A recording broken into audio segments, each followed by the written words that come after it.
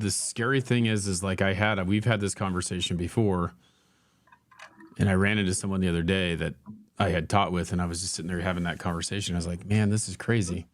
It's good to see you. We were talking a little bit, and he asked me, he goes, do you miss it? And I was like, no, I don't. Like, I mean, it was fun and it was good, but it wasn't, like I just don't miss it. I mean, I don't miss it because I couldn't survive. There was no way. Yeah.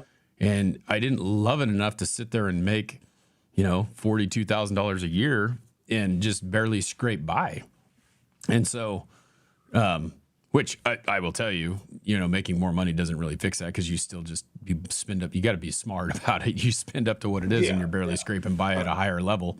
But what the first thing he said to me, and this is, he goes, well, I like my time off, and I'm like, I just didn't know what to say, because to me, I am the person that when time off comes, I am trying to.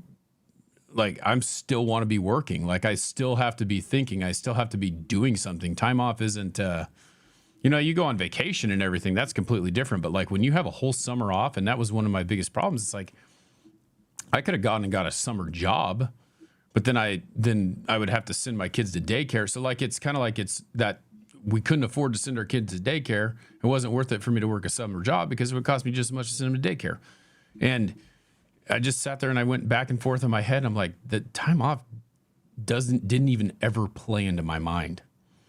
And I feel like that's what we have, is we have a bunch of people who teach